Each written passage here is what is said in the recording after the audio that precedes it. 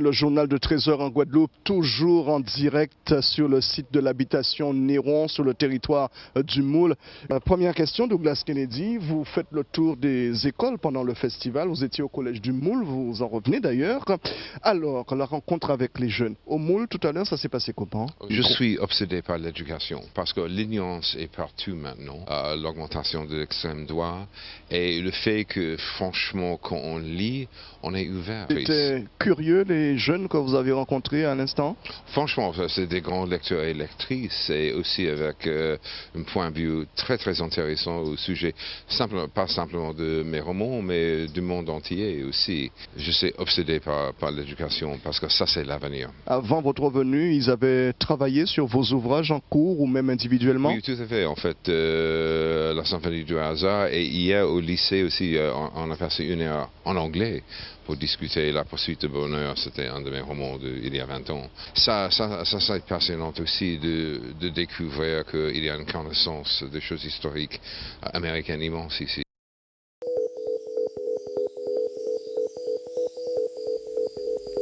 Mangaratiba, quem parte primeiro vai lá.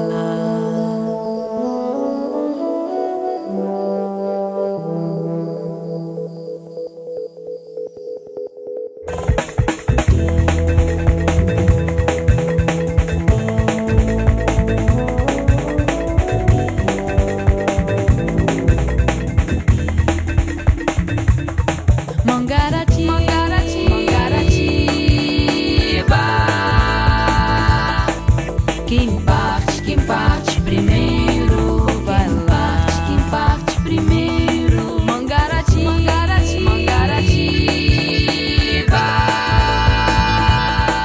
Quem parte primeiro vai lá.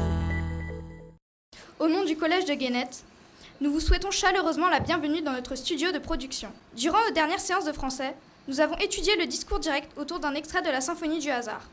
De plus, nous avons recherché des informations sur votre vie et avons caractérisé le personnage d'Alice Burns. Nous nous sommes aussi entraînés à écrire des portraits chinois et des souvenirs générationnels à la manière de Georges Perec dans le cadre de l'étude de l'autobiographie. En guise de présentation, nous avons décidé de vous lire 40 souvenirs générationnels issus des travaux d'écriture de chacun. J'invite donc Mallory, Yoa, Dorian et Teiva à venir nous restituer cela. Mangaratiba,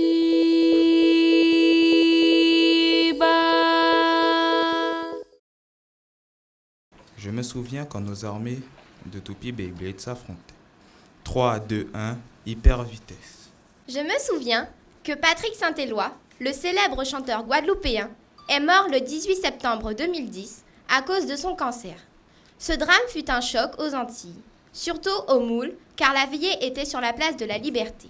Je me souviens des images atroces qui montraient l'attentat terroriste du 13 novembre 2015 dans la salle de concert du Bataclan à Paris. Je me souviens de la grève générale de 2009 sur notre île. Le leader était Domota et les revendications principales concernaient la vie jugée trop chère.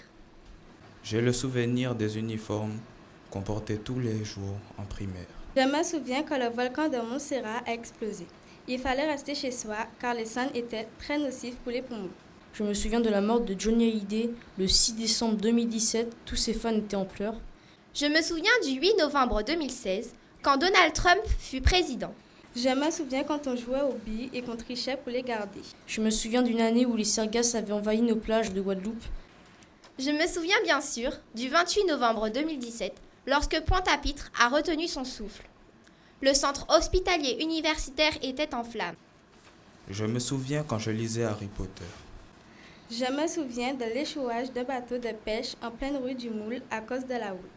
Je me souviens quand le séisme a détruit Haïti le 10 janvier 2010.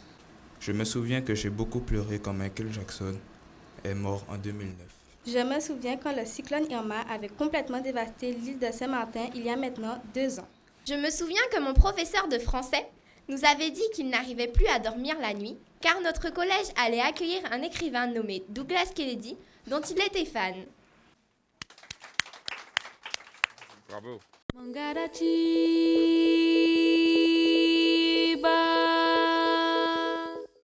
Pour moi, l'écriture, c'est un art, mais aussi c'est un métier. À la fin, c'est quelqu'un seul dans une chambre ou un endroit avec son calepin, son bloc de notes ou maintenant un ordinateur portable. Il y a quelques années, en fait, j'étais invité à Rouen et à la Bibliothèque nationale et j'ai le grand privilège de voir le premier jet de Madame Bovary de Gustave Flaubert, tout à fait. Et le roman moderne a commencé pour moi avec Madame Bovary. Mais j'ai vu que Flaubert, il a écrit 100 mots par jour.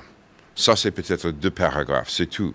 Aussi, c'était quelqu'un avec un héritage familial. Ce n'est pas nécessaire pour Flaubert de gagner sa vie. Pas de femme, des maîtresses, pas d'enfants. Donc, il a du temps.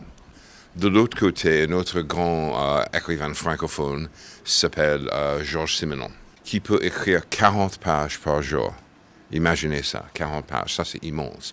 Il peut écrire un roman pendant 10 jours. Moi, j'écris 2 pages de manuscrit par jour. Je peux écrire partout, en fait. J'écris dans un train, en fait. J'écris dans un avion, un autobus. Franchement, le métro à Paris et aussi chez moi. Mais le truc, c'est toujours 2 pages. Et à la fin de l'année, on a presque le premier jet de roman. Je n'en ai aucune idée de trajet de roman quand je commence. J'ai le personnage principal. J'ai 2-3 autres personnages, le décor, jamais un thème. Et les autres choses arrivent pendant l'écriture. Ça, c'est le grand mystère pour moi. Comme j'ai dit beaucoup de fois, si on veut devenir écrivain, 2 choses. Il faut lire. Et aussi essayer d'écrire 1 page par jour de quelque chose. Les 4, je me souviens, superbe. Super, parce que ça c'est aussi l'écriture, c'est toujours je me souviens. Et le fait qu'il y a toujours, dans toutes les histoires, quelle est les choses partout dans toutes les histoires, c'est un problème, ok? Comme ma fille qui a 23 ans maintenant, Amalie, quand elle avait 3 ans, elle me dit, papa, pouvez-vous rencontrer l'histoire des 3 petits cochons et le grand méchant loup? Mais sans le grand méchant loup, parce que j'ai peur de la grande méchante loup. Et j'ai réfléchi et j'ai dit, mais ma chérie, c'est impossible. Où est le problème? Donc, dans toutes les histoires, il y a franchement un grand méchant loup.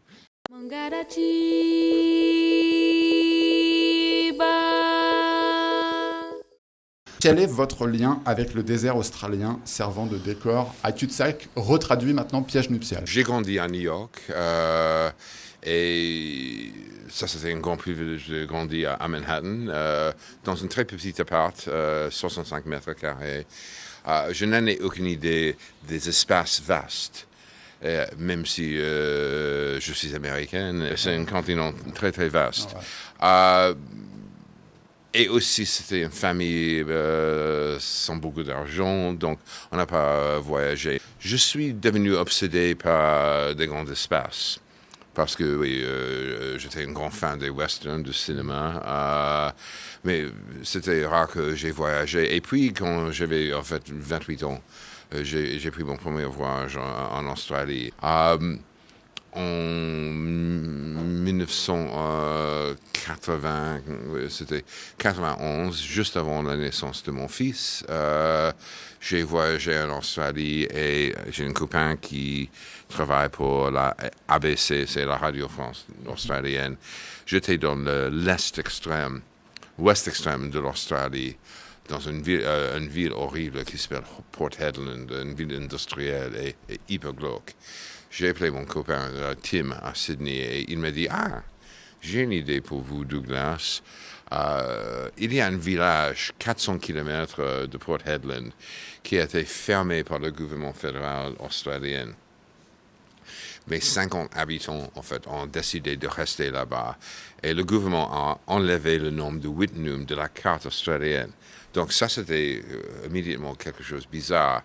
Un village fermé qui n'existe plus, mais avec 50 habitants, un peu hanté. J'ai pensé, pourquoi pas? Je suis un peu comme ça, pourquoi pas? La route était horrible parce que les 100 derniers kilomètres, ce n'est pas une route, c'était un chemin. Mais si on a un problème, au milieu de nulle part, on va mourir. C'est simple, on va mourir. J'ai de l'eau et en fait l'essence, mais c'était hyper sauvage. Et puis je suis arrivé à Wittenoom et c'était franchement un village absolument glauque, sale, horrible, 50 habitants. Il y avait un bar, à 18h, tout le monde était au bar, à 18h30, tout le monde était complètement bourré. Et c'était le début d'une idée. J'ai resté 3 jours, c'était très sinistre. Et ça, c'était le début de cul-de-sac. Honnêtement, en fait, voyager, quand j'étais jeune, voyager pour moi, c'était lire. Je peux voyager quand j'ai lu des livres. C'est la même chose maintenant. Mais les espaces ouverts, c'est magnifique pour un écrivain parce qu'on trouve des idées au milieu de nulle part.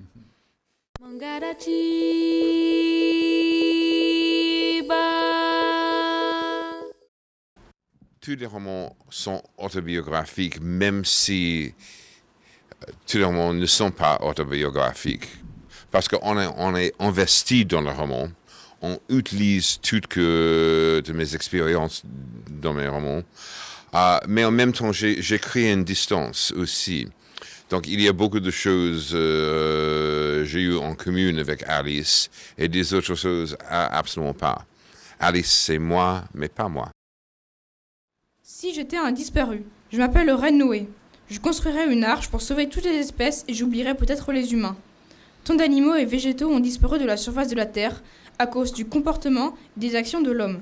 Je me sens concernée par ce désastre et attristée. Si j'étais un métier, j'aimerais devenir vétérinaire. Mais pas pour m'occuper des chiens et des chats. Je voudrais soigner des animaux en voie de disparition. J'ai déjà été en contact avec eux et je m'en sens tout de suite très proche, comme si nous étions amis. Je me sens tout de suite concernée par leur cause et j'aimerais donc faire tout mon possible pour conserver, voire faire baisser le quota d'espèces en voie d'extinction. Si je me métamorphosais en un animal, je serais un oiseau.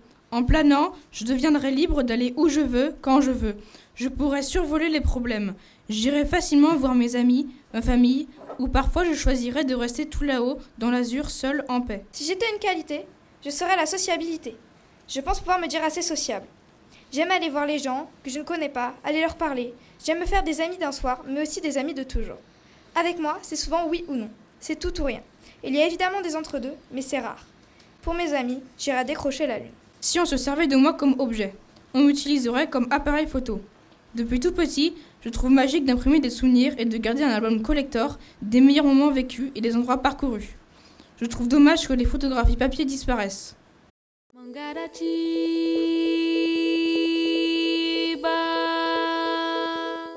Mon père, le père d'Alice dans le roman, elle découvre qu'il est un espion, un agent de CIA. J'ai découvert quand j'avais 19 ans, la veille avant que j'ai quitté New York pour aller à Trinity College Dublin pour l'université en Irlande, que mon père était un espion au Chili.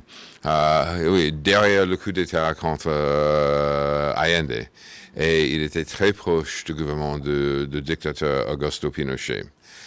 Ça, c'était un dîner intéressant quand il a tout révélé après avoir trop bu. On pense qu'on comprend ses parents, mais il y a toujours des secrets dans une famille. Et ça est devenu un de mes grands thèmes. J'ai vécu à Dublin aussi, comme Alice. J'étais un étudiant à Trinity College Dublin. J'étais là-bas pendant des attentats de 1974. Je me souviens très très bien quand des bombes ont explosé pas loin de ma chambre de bonne. Et j'ai vécu dans la même chambre de bonne. Enfin, ça c'est un souvenir. Donc, ça c'est le truc avec un roman. Et aussi, si on commence à écrire, il faut utiliser tout de la vie.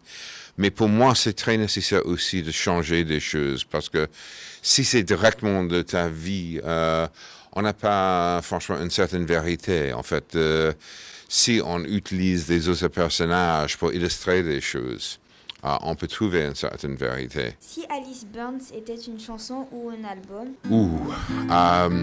Peut-être une chanson que j'adore de Beatles, qui s'appelle Blackbird. Et vous connaissez Blackbird, The Beatles? Non? Ok, voilà. Blackbird, c'est l'idée de la persévérance, de la résilience, le fait qu'on sera blessé par la vie, mais il faut continuer. Si Alice Burns était une qualité, laquelle serait?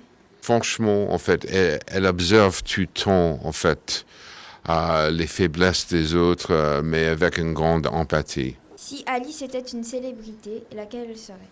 Une célébrité, waouh. Peut-être il y avait une chanteuse des années 70 et 80, 60 et 70 qui s'appelle Joni Mitchell. Ma fille adore Joni Mitchell. Il faut écouter des chansons de Joni Mitchell. Une femme très indépendante mais hypersensible, avec le rêve en fait d'être indépendante dans un monde où c'est très difficile d'être indépendante. Oui, elle est très proche de ça. Merci. Si Alice était un événement historique, lequel elle serait et pourquoi? Un événement historique. Le moment quand en fait les femmes peuvent voter.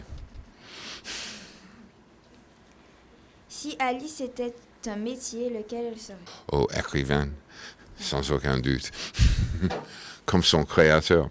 Si elle était une maladie, laquelle elle serait et pourquoi? L'insomnie, comme son créateur aussi. Elle a un cerveau en fait très chargé. Et elle a des idées tout le temps, et des inquiétudes tout le temps. Vraiment, j'en suis sûr, elle est une vraie insomniaque. Si Alice était un auteur? Moi. Moi. Parce que oui, parce que Alice et moi. Une époque, laquelle elle serait et pourquoi? Son époque, en fait, les années 70, qui était mon époque quand j'étais un ado. Et un moment quand il y avait un grand changement aux États-Unis et on a eu l'idée qu'on va trouver une liberté en fait très différente. Mais tout a changé. Bravo, bravo.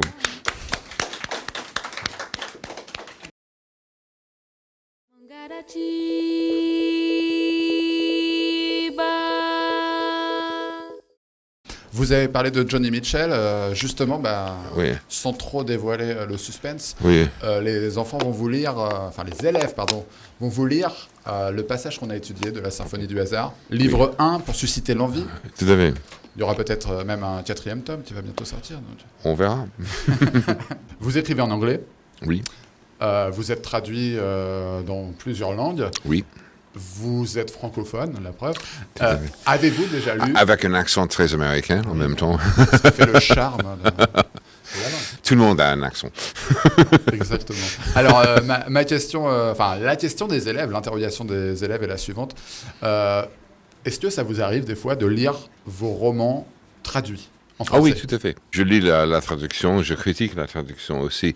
J'ai changé la traducteur, en fait, après, en fait, presque 20 ans avec Bernard Cohen. En fait, j'ai décidé avec mon éditrice de changer le traducteur. Et on a trouvé une traductrice, Chloé Royer, qui avait 25 ans quand elle a traduit, en fait, la symphonie. C'était un grand projet et elle est brillante. Oui, ça se sent.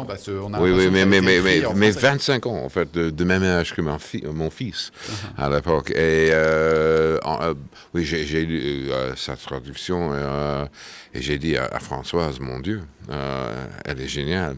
Mon père avait pris en grippe, tout ce désordre accablant le pays qu'il avait juré de défendre. Lui, le vétéran des US Marine Corps.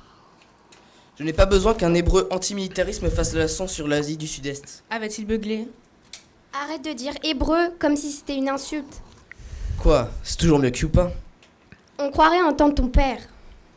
Je t'interdis de dire du mal des morts. Je croyais que tu le détestais. Moi, j'ai le droit. Et puis, Youpin, c'est encore trop joli pour papa. Schmutz, ce serait plus son style. Et voilà, tu veux me montrer à quel point tu es antisémite, c'est ça? Moi? Antisémite? Je t'ai épousé, non? Remarque, ce serait probablement une bonne raison de le devenir. Si papa y était encore là, tu n'aurais pas osé dire ça. Papa, tu as 44 ans et on dirait une gamine à peine sortie de sa bar mitzvah.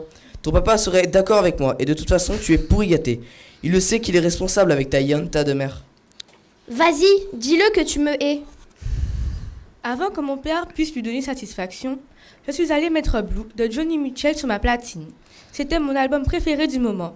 Je rêvais de devenir comme elle, une hippie intelligente, indépendante, poète et passionnée, avec le cœur d'une romantique véritable, mais qui ne se laisserait pas embobiner par les mensonges des hommes et les discours hypocrites et conformistes de la société américaine, même si Johnny était canadien. Je ne te hais pas. A crié mon père.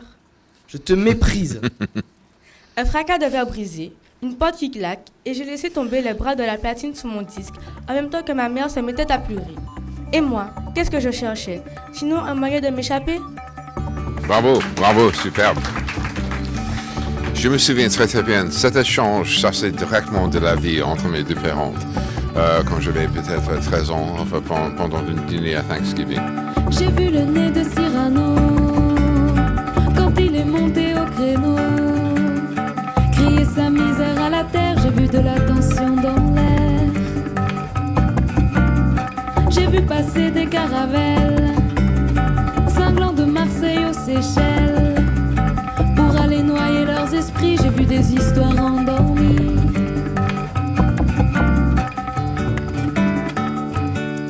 J'en ai vu des vertes, des belles,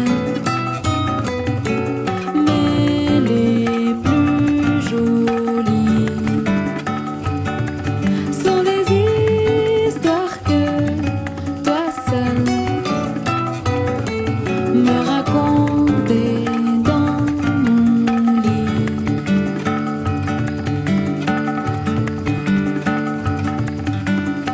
La la la la la la la la.